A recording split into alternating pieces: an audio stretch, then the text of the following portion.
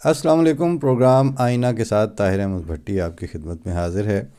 آج میں نے فون اپنا کھولا تو کوئی 15-20 بلکہ شاید اس سے بھی زیادہ جو بھی اس میں سے میسیج دیکھوں وہ ایک ہی چیز اس میں فارورڈڈ میسیج آیا ہوا تھا، اور وہ کوئی رانا تنویر صاحب کی خبر تھی کہ پاکستان میں سمبڈی سلوترا اس نے مرزا مسرور احمد صاحب کے خلاف یہ درخواست ایف آئی اے کو دی ہے کہ جناب میں نے فیس بک کھولی ہے تو اس میں ان کا کوئی ایسا ویڈیو کلپ چل رہا تھا جس سے میرے اور میرے ساتھ ایک کوئی گل بیٹھا ہوا تھا، ان دونوں کے جذبات مجروح ہوئے ہیں، اور اس نے مجھے بتایا ہے کہ جناب یہ مرزا مسرور احمد امام جماعت احمدیہ عالمگیر سربراہ ہیں جماعت احمدیہ کے۔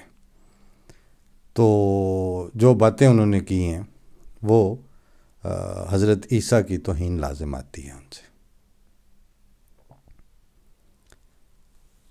باقی بات بعد میں کرتے ہیں، پہلے ایک ون لائنر آپ کی خدمت میں عرض کر دوں۔ انبیاء اپنی زندگی میں اپنے منکرین کی طرف سے بدترین توہین کا نشانہ بنتے ہیں،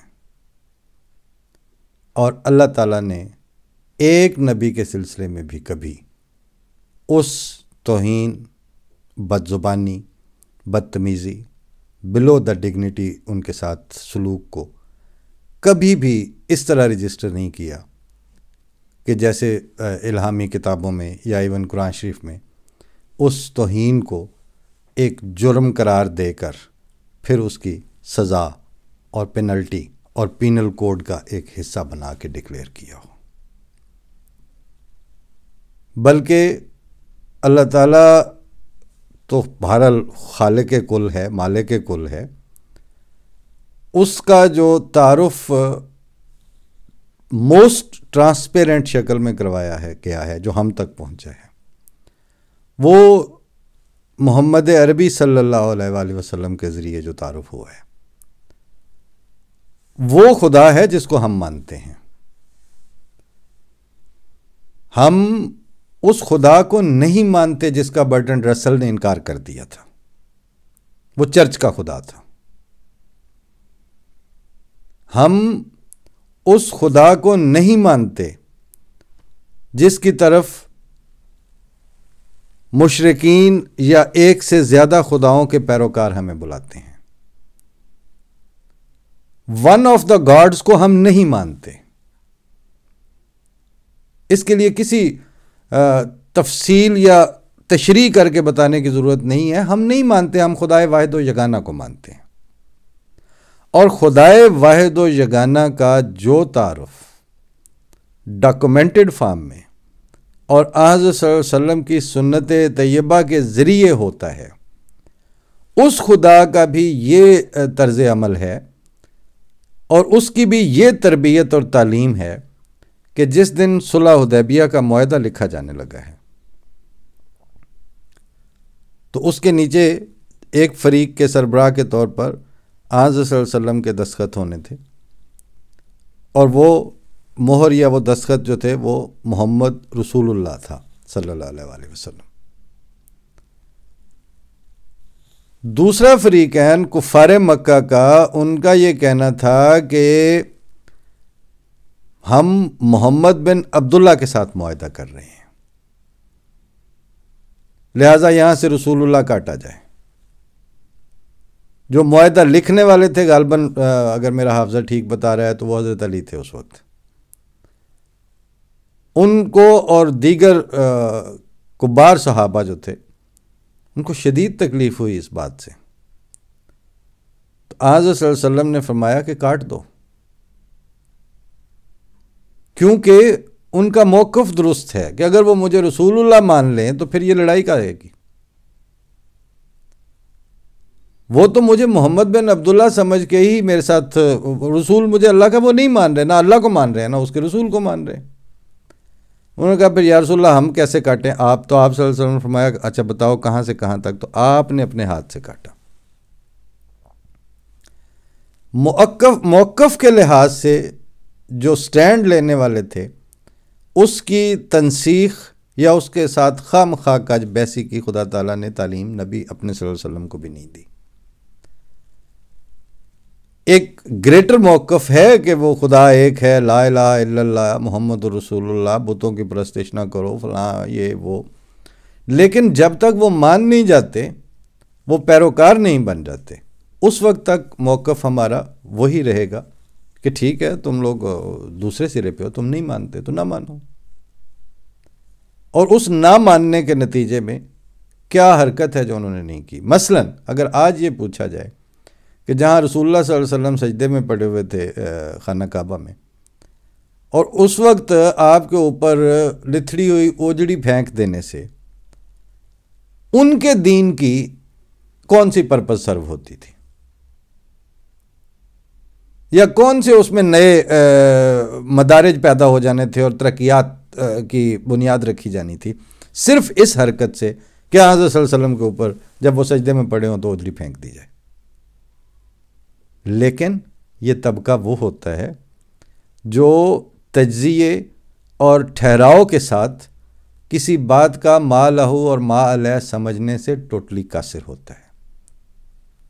ان کی کل کائنات صرف وہ نفرت اور وہ ناپسندیدگی اور وہ حسد اور وہ جلن ہے جس کے اوپر خدا تعالیٰ کے کلام نے یہ گواہی دی کہ موتوا بغیظکم، مر جاؤ اپنے غیظ میں۔ اب موتوا بغیظکم کے سامنے آپ نے کھڑے ہونا ہے تو ان سے آپ تحمل، بردباری اور فیئر پلے کی توقعات کیسے رکھیں گے؟ لہذا اس طبقے کو کہ جی وہ ایف آئی آر سلوترے نے کٹوا دی ہے، جی میں کون ہوں، جی میں پٹھے مزدور اور فلانے کے حقوق کے لیے وہاں پہ کون کام، آئی ایل او کام کر رہی تھی، انٹرنیشنل لیبر آرگنائزیشن، میں ان کے ہیڈ آفس کے ساتھ بھی ایز اے میڈیا کنسلٹنٹ کام کرتا رہا ہوں۔ لیبر یونینز کے اوپر اس کاسٹ نے کام کیا، اٹلی کی آرگنائزیشنز تھی، اور ان کے کنٹری ڈائریکٹر کے ساتھ پرسنلی میں اسی میڈیا کنسلٹنسی کی حیثیت سے کام دیتا رہا ہوں، ان کے ساتھ کام کرتا رہا ہوں۔ اس لیول پر تو مجھے کبھی کسی سلوترے کا ذکر سننے کو نہیں ملا تھا۔ یہ وہ طبقہ ہے جن کو اپنی شناخت اور اپنی موجودگی کے لیے بھی کوئی سیڑھی چاہیے ہوتی ہے، اور ان کو سیڑھیاں پرووائڈ کرنے والے کون ہیں؟ جن کے اپنے پولیٹیکل پلیٹ فارمز کھسکائے جا چکے ہیں، پرویز الہی ٹائپ۔ یہی طبقہ ہے نا جو ان کو آگے کرتا ہے۔ مطلب پچھلے اگر آپ چند مہینوں میں دیکھیں تو خود پرچے دے دے کے تھک گئے ہیں، تو اب پکڑ کے تو وہ آگے کر دی ہیں عیسائی، اور ان کو اب تکلیف جا کے ہوئی ہے۔ جب سن 1970 میں کسر صلیب کانفرنس لنڈن میں ہو رہی تھی تو وہاں کے چرچ اور ویٹیکن کو تو کوئی تکلیف نہیں ہوئی تھی اس وقت کہ یہ کسر صلیب کانفرنس کیوں ہو رہی ہے، صلیب توڑنے کی کانفرنس۔ مرزا مسرور احمد صاحب کا وہ کلپ آپ کے جذبات مجروح کر رہا ہے، تو جو رسول اللہ صلی اللہ علیہ وسلم نے فرمایا ہے یکسر الصلیب و یقتل الخنزیر، اس پہ آپ کو موت کیوں نہیں پڑی؟ وہ حدیثیں اب مائنس کر دی جائیں گی۔ اور قرآن شریف نے جس وقت یہ فرمایا کہ انہوں نے مسیح کو ابن اللہ کہا ہے، اتنا بڑا کلمہ کفر اور سخت کلمہ ان کے منہ سے نکلا ہے کہ قریب ہے کہ اس سے زمین و آسمان پھٹ جائیں۔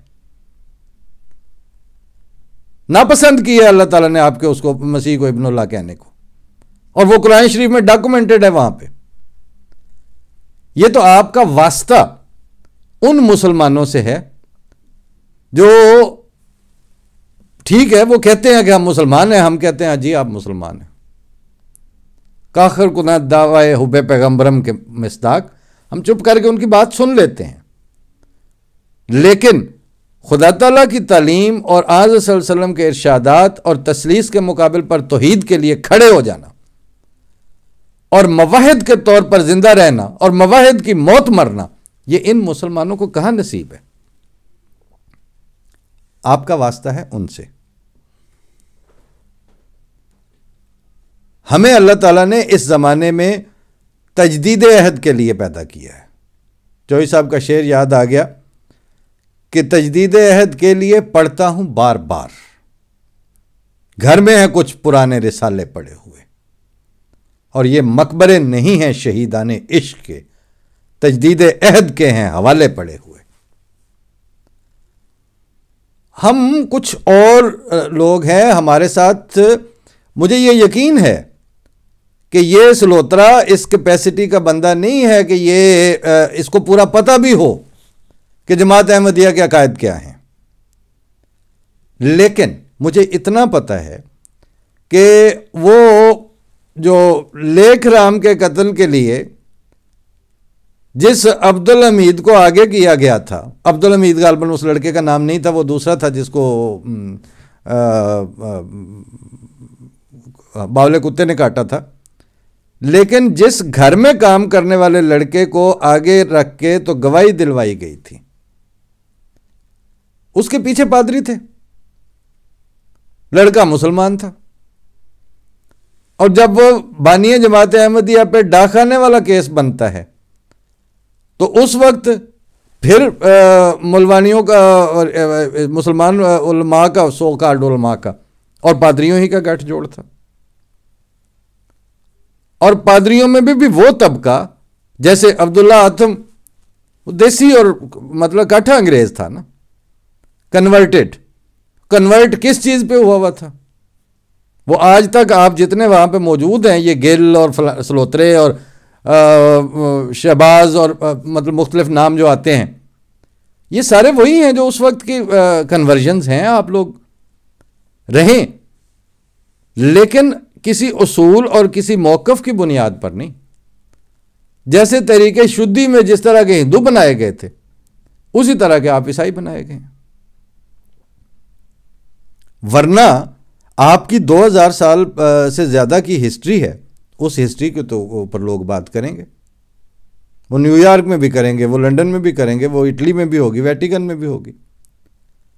اور وہ تو بہت کچھ ہوتا ہے. میں نے پچھلے دنوں مختار مسعود کا ایک مضمون پڑھ کے سنایا تھا کہ حضرت عیسیٰ کی امیجنری آمد، پھر اپنا last temptation of Jesus Christ والی فلم دیکھ لیں آپ، کیا تشخص ابھرتا ہے اس میں سے. وہ احمدیوں نے بنائی تھی وہ آپ کی وہ فلم، کتنے پرچے دے دیے ہیں آپ نے ان پہ.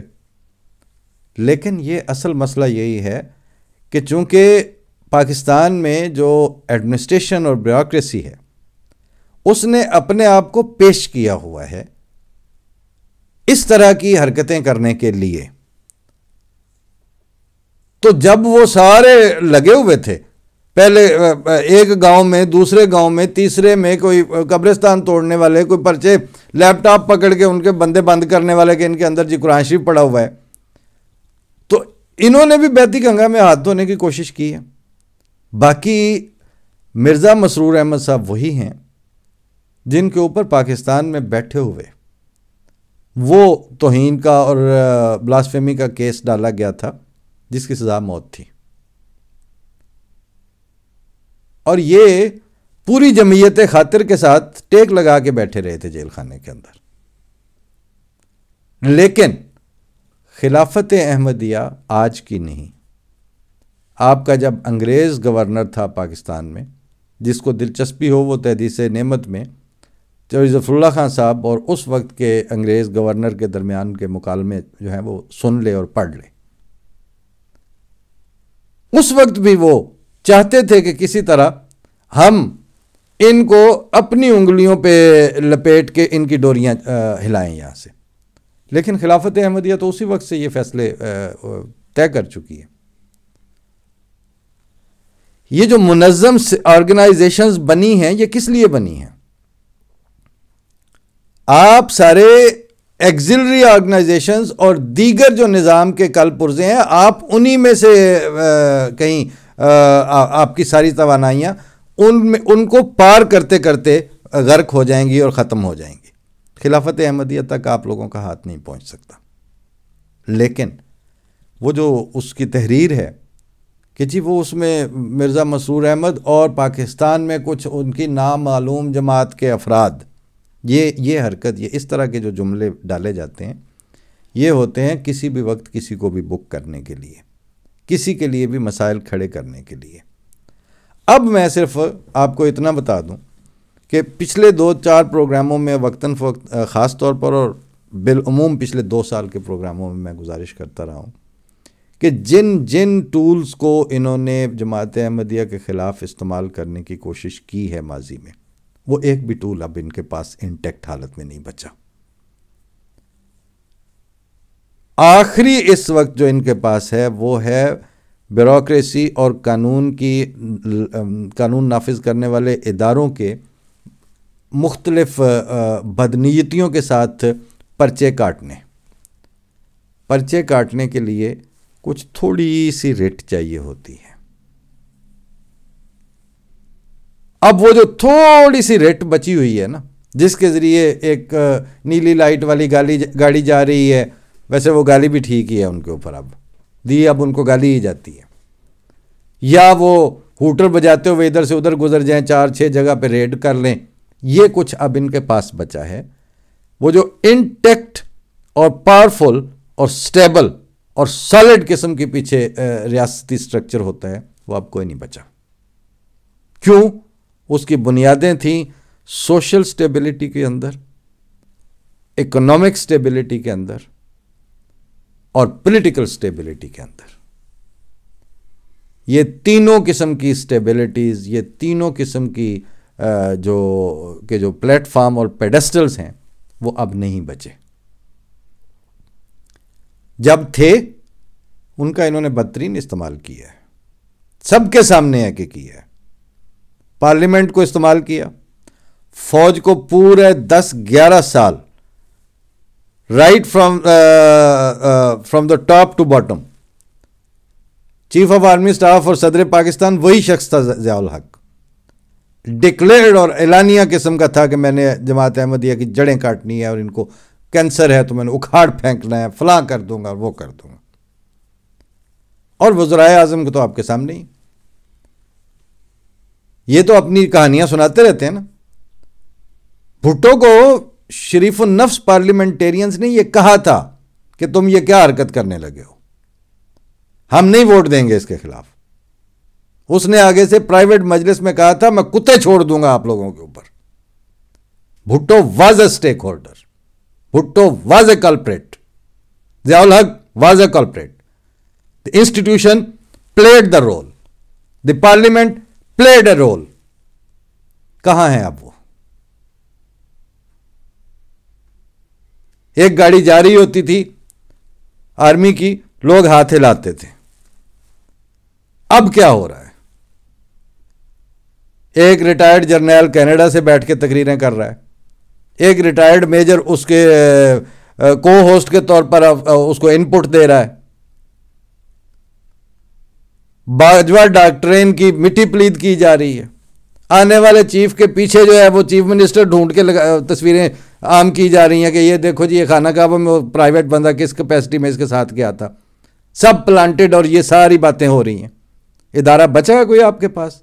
اب یہ جو تھوڑی سی ریٹ بچی ہوئی تھی نا، اس تھوڑی سی ریٹ کے ساتھ آپ لوگ زیادہ سے زیادہ منہ بننا کہتے ہیں پنجابی میں، جب پانی کا شگاف پڑتا ہے تو اس میں پتھر شتھر ڈال کے تو فوری طور پر پیچ اپ کرنا، یہ آپ ان سے یہ کام لے سکتے تھے۔ آپ کے آگے بڑے سخت حالات آنے والے ہیں، لیکن آپ نے اس بچی ہوئی ریٹ اور ان ہوٹر بجاتی ہوئی گاڑیوں اور ان کے پیچھے جو اہلکار ہیں جن کو آپ کے اپنے پیچھے بیک اپ والے افسروں کے اوپر کوئی اعتماد نہیں ہے۔ تماشا ہے کہ ایک چیف منسٹر لگایا جاتا ہے، اگلے دن آئی جی وغیرہ اٹھا کے وہ مرے، کیا حیثیت ان کے ایف آئی اے کے ڈی جیز وغیرہ کی ہے جو ان کو سب کو اپنا اپنا فیوچر نظر آ رہا ہے۔ ان حالتوں میں آپ اس بچی کچی ریٹ کو استعمال کر رہے ہیں۔ سوال صرف اتنا سا ہے کہ وہ جو بڑے بڑے پہاڑ تھے آپ کے پارلیمنٹ کے اور فیڈرل کیبنٹ کے اور پرائم منسٹر کے اور چیف آف آرمی سٹاف کے، اگر وہ نہیں، ان کے پلے کچھ نہیں بچا تو یہ جو ڈائریکٹر ہیں یہ کیا بیچتے ہیں اس ریٹ کے، اس پاور اور طاقت کے سامنے؟ آپ نے وہ سارے گیجٹس، وہ ساری طاقتیں ایک ایسی جماعت کا اسکرو ٹائٹ کرنے، ان کے نت کے بند کرنے کے لیے ان پلیس اور اپلائی کر کے ان کو پانی دے دے کے پیچھے سے چابیاں گھماتے رہے تھے، اور اب وہ آپ کے پاس نہیں بچیں۔ یہ چھوٹے چھوٹے کل پرزے جن کو آج آپ مرزا مسرور احمد پہ پرچے دینے کے لیے استعمال کرنے لگے ہیں، یہ کتنے دن چلنے ہیں آپ کے ساتھ؟ ان کی کیا حیثیت ہے؟ وہ تو اس درخواست میں ہی لکھا ہوا تھا، بلکہ اس خبر میں ہی جو آئی ہوئی ہے رانے تنویر کی، کہ جی ان کا تو کچھ نہیں بگڑ سکتا۔ تو یہ تو میں آپ کو 4-5 پروگرام پہلے بتا چکا ہوں کہ ہمارے پاس تو بندہ ایک ہی ہوتا ہے جس کی ہمیں کچھ فکر یا پریشانی ہے، باقیوں کی تو ہمیں کوئی پریشانی نہیں۔ باقی تو آپ کرش کرنے کی نیت کے ساتھ بیٹھے ہوئے ہیں، ہمیں آپ کا پتہ ہے کہ آپ کیا کرنا چاہتے ہیں، لیکن آپ کر نہیں پائیں گے، آپ کر نہیں سکتے۔ بانی جماعت احمدیہ کا ایک جملہ ہے، مجھے کوئی نہیں جانتا مگر وہ جو میرے ساتھ ہے۔ آپ ہمیں نہیں جانتے، کیونکہ بانی جماعت احمدیہ کو بھی آپ میں سے کوئی نہیں جانتا تھا۔ ان کا وہ خواب یا خواب ہے کہ سانپ جو ان کی طرف پھینکا گیا یا بھیجا گیا تھا، انہوں نے تل کے واپس کر دیا۔ تو آپ کے یہ جتنے ضرر رساں مکر ہیں، یہ خدا تعالیٰ کی قدرت فرائی کر کے آپ کو واپس بھجوا رہی ہے۔ ہر موقع پہ آپ اس کو دیکھ رہے ہیں۔ بس اتنی سی گزارش کرنی ہے اپنے ان احباب سے جنہوں نے یہ 20 25 30 فارورڈ کیے ہیں میسج، کہ ان سے اب کچھ نہیں ہوگا، اور ان کی طرف توجہ میں اپنی انرجی کو اب چھوڑیں۔ اب ہم نے وہ کتاب شروع کی تھی، اب اس کو دوبارہ سے شروع کرتے ہیں، کیونکہ اس سارے دورانیے میں جو یہ تو اپنے کشکول میں $1 ارب ڈلوانے کے لیے اب پتہ نہیں کیا کیا کچھ کریں گے۔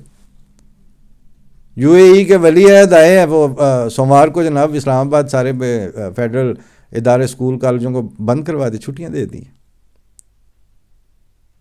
یو اے ای میں آپ کبھی جائیں، آپ کے لیے کون چھٹیاں کرتا ہے؟ یہ جو ہے نا، یہ بلو دا ڈگنیٹی کمینی سطح پہ اتر کے اب اس وقت اپنی سروائیول کو ہاتھ ڈال رہے ہیں، اور آپ یعنی جن کے اوپر آپ یہ درخواستیں اور پرچے دے رہے ہیں، ان کی گریس کو تو اللہ تعالیٰ نے اس زمانے میں کہ جب وہ قادیان میں ایئر فورس چیف آیا ہوا تھا پنجاب کا، تو اس وقت کہیں چوری محمد علی صاحب آئے کہ جی وہ آیا ہوا ہے تو آپ بھی تشریف لے آئیں، تو حضرت صاحب نے اس وقت فرمایا تھا کہ دیکھو، خلیفہ وقت جہاں بیٹھتا ہے وہاں تماشائی کی حیثیت سے نہیں بیٹھتا۔ خلیفہ وقت کے وقار اور گریس کے اوپر ویجیلنٹ رہتے ہوئے 3 اور خلافتیں گزر چکی ہیں، یہ 5ویں ہیں اس وقت، ان کے بعد تیسری ہے، دوسرے وہ تھے۔ اللہ تعالیٰ کے فضل سے افراد جماعت بھی اور خلفائے احمدیت بھی، وہ خلافت احمدیہ کے وقار کے اوپر زمینی کوششوں اور زمینی اسباب اور زمینی سطح سے پوری طرح ویجیلنٹ ہیں، اور جہاں تک آسمان کا تعلق ہے تو اللہ تعالیٰ نے تو اس کو قدرت ثانیہ قرار دی ہے، جو خدا تعالیٰ کی ایک مجسم قدرت کے طور پر جو وجود موجود ہے، اس کو آپ کی، میں وہ شعر پہ بات ختم کرتا ہوں کہ تیرے مکروں سے اے جاہل میرا نقصان نہیں ہرگز، کہ یہ جاں آگ میں پڑ کر سلامت آنے والی ہے، خدا رسوا کرے گا تم کو اور میں اعزاز پاؤں گا، سنو اے منکرو اب یہ کرامت آنے والی ہے۔ فی امان اللہ، السلام علیکم۔